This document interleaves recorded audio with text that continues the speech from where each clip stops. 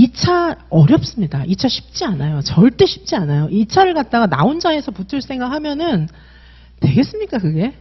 되겠냐고요. 수업은 전문가가 보는 거고요. 교수학습 이론이 되게 많잖아요. 교수학습 방법론도 있고 학과도 따로 있어요. 교육공학과 따로 있어요. 교육공학과가 무슨 컴퓨터 매체 이런 것만 연구하는 게 아니고 교수학습은 인스트럭션이라고 해갖고 그게 공학이라는 거예요. 인스트럭션 엔지니어링 이렇게 봐요. 그러니까 교수학습의 과정 자체를 인스트럭션이라고 하고 엔지니어링이라고 해서 교육공학이라고 하는 거예요. 그래서 무슨 AR, VR 기계 연구하고 이런 데가 아니에요. 그래서 유아교육공학도 따로 독립되어 있고요. 교육공학과가 따로 있는 학교가 이화여대 이런 데는 교육공학과가 따로 있고요. 보통은 교육학과 안에 교육공학 전공이 있어요. 서울대학교 교육학과 안에도 교육공학 전공이 따로 있어요. 그래서 교육공학이라는 게 교수학습 공학이라는 뜻이에요. 기계 만드는 게 아니고 교수학습의 절차를 인스트럭션이라고 해요. 인스트럭션.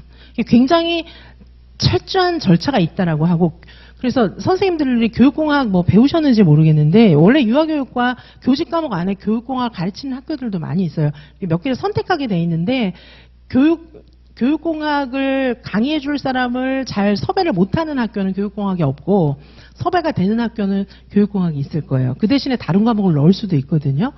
그래서 교수학습의 절차를 인스트럭션이라고 해설하기도 하고 교육공학 제1장에 보면 나와 있어요. 인스트럭션이라고 보기도 하고 엔지니어링이라고 보기도 해요. 그래서 어쨌든 그게 꼭 기계를 써야 되는 게 아니에요. 그런 교수학습 절차가 있는 것이거든요. 아까 쿠렐에 설명하면서 간략하게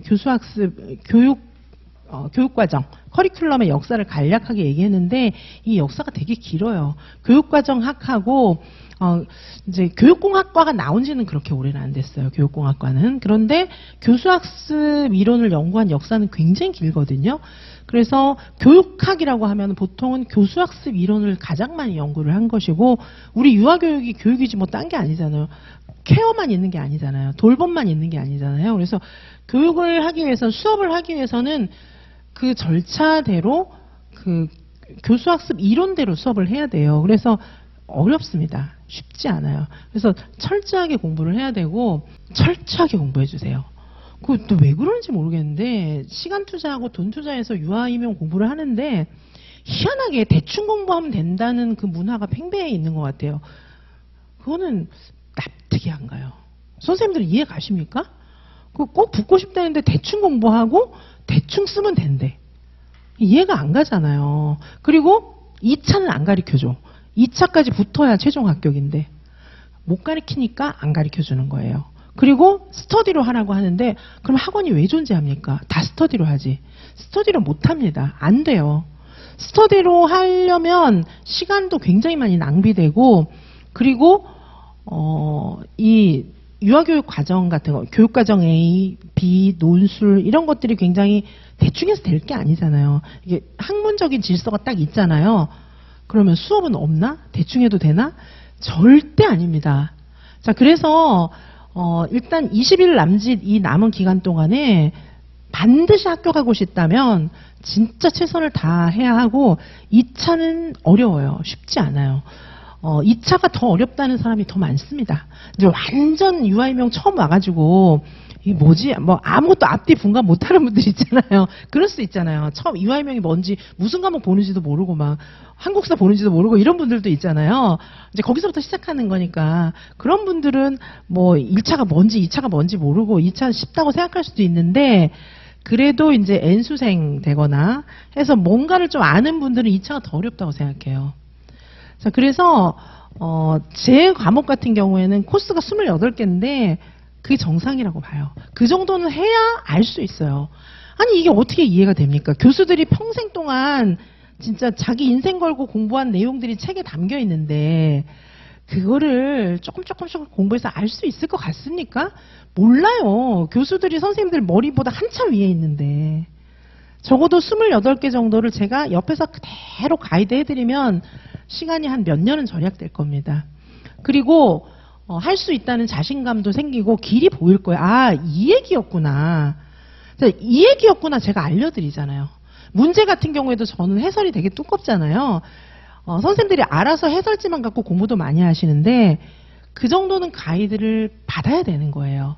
제가 코스를 쭉 구성을 해놓은 것들을 전체적으로 한번 좀 훑어봐 주세요. 그 정도는 필요해요. 그것도 안 하고 무슨 유아임용 시험을 붙습니까?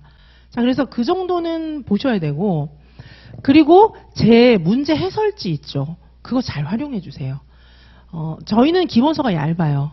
왜냐하면 기본서 두껍게 했다가는 그거 하는 데만 세월 다 가요. 그래서 기본서를 얇게 해서 그거를 이해를 잘 하고, 그다음에 암기장도 얇잖아요. 암기장 같은 경우는 진짜 다 외워야 돼요. 그 정도는. 지금부터 이제 암기장도 반복을 좀 해주시고, 기본서도 쭉 넘겨볼 수 있으면 좋겠으나 좀 취사 선택을 하세요. 그래서 더 중요한 거, 이제 우리가 시험을 앞둔 시점에서 더 중요한 거는 문제 해설지를 좀 돌리는 거예요. 그리고 선생님들이 답 쓰실 때 제가 쓴 모범답안처럼 쓰려고 노력해 주십시오. 돼요.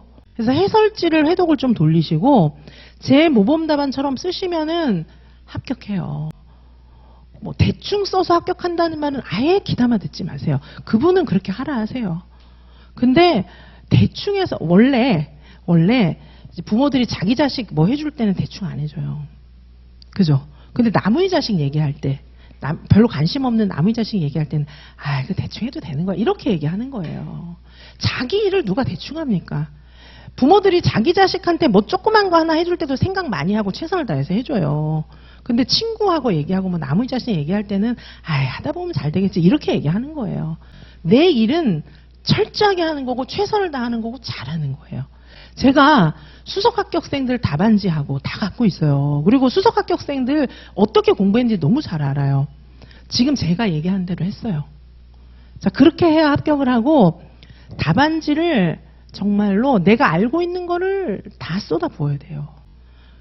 제가 개인 지도하면서 선생님 이거 왜 이렇게 이게 무슨 말이에요? 이러면 설명 잘해요.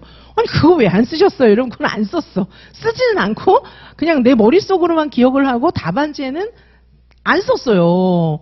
아니 그러면은 이 채점하는 사람이 선생님 머릿속을 어떻게 아냐고요. 그래서 선생님 머릿속에 있는 내용을 정확하게 육하 원칙에 맞게 쓰셔야 돼요. 뭐 유아임용 시험은 절대 어렵지 않아요. 된다고 믿고 열심히 하면 다 되고 제가 있잖아요. 예전에는 제가 없으니까 코스 5개 뭐 알 수가 없어요. 그거 가지고 이 두꺼운 책 봐도 뭔 말인지도 모르고 알 수가 없고 문제도 없었잖아요. 지금은 한 5천 문제를 푸는데 선생님들께서 제 강의를 들으셨던 선생님들은 문제 모아보면 얼마나 많은지 아실 거예요.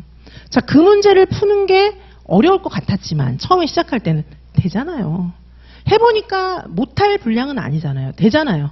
그리고 내가 서답 못 쓸 줄 알았는데 써지잖아요. 되는 거예요. 그게 공부 못하는 선생님한테 배우면 지도 못해요. 제가 그런 애들 봤어요.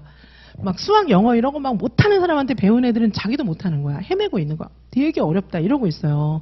잘하는 사람 있잖아요. 나중에 선생님들 애기 과외 선생님 구해줄 때도 잘하는 사람 구해줘야 돼요. 못하는 사람 구해주면 애가 엄청 고생해요. 잘하는 사람한테 배우면은 쉽게 딱 할 수 있는 거예요. 자, 선생님들 제가 유아임용만큼은 잘하기 때문에 저한테 배우면 이해가 가요. 이해가 가죠. 그죠? 그리고 문제도 답 어떻게 쓰는지 알겠고 공부 어떻게 해야 되는지 알겠죠. 일단 그것만 해도 굉장히 많이 시간 단축한 건데 안 된다 이런 생각은 하지도 마세요. 그래서 오직 되는 것만 생각하고 최선을 다해서 밀어붙이고 진짜 내가 가지고 있는 모든 힘을 남김없이 다 써야 돼요. 그렇게 하는 거예요. 그렇게 해야 시험 붙는 거예요. 내가 가지고 있는 모든 힘을 남김없이 다 써버리고 마침표 딱 찍고 기어서 나오시고 그 다음에 하루 딱 쉬면 다시 에너지 충전되잖아요. 그렇게 해서 다음 날부터 다시 1차 준비했던 그것보다 더 열심히 2차를 딱 준비를 하시는 거예요. 아셨죠? 그렇게 해서 올해 붙을 수도 있고 올해 이렇게 하면 되겠구나를 알고 안 될 수도 있죠. 그죠? 누구나 이제 그럴 수도 있는데 그거는 선생님들이 그동안 어떻게 노력하셨느냐 앞으로 어떻게 노력하느냐에 따라 달라지는 거예요. 그건 이제 선생님들이 전적으로 결정 짓는 건데 둘 중에 하나는 될 겁니다. 저랑 같이 공부하시고 지금 20일 동안 최선을 다하시는 선생님들은 둘 중에 하나는 될 거예요. 붙거나 수석하거나 붙거나 그렇죠? 그리고 또 하나는 이제 비록 이번에는 안 되겠지만은 이렇게 하면 되는 거구나. 알겠어, 이제. 한 번 더 하면 내년에 붙을 거야. 적어도 이런 생각은 할 거예요. 자, 그래서 선생님들께서 수험 기간이 너무 길어지면 지치기 때문에 단기간 내에 최선을 다해서 열심히 해야 되고 대충 할 생각은 아예 버리세요. 우리가 진짜 열심히 준비하는 이 시험을 대충 한다는 생각은 아예 버리고 진짜 잘 쓰셔야 돼요. 지금 제가 다 설명 못 하는데 서다식 다 어떻게 쓰는지 제가 엄청 열심히 얘기했잖아요. 그렇게 쓰셔야 돼요. 묻는 말대로. 조망수용. 출제자 채점자와 조망수용 하셔야 돼요. 자기중심적으로 내가 아는 것만 쓰고 나오면 떨어지는 거예요. 뭘 묻고 있는지. 묻고 있는 거에 대해서 정확하게 답을 쓰는 연습을 우리가 그동안 해왔는데 꼭 그렇게 쓰시기 바랍니다.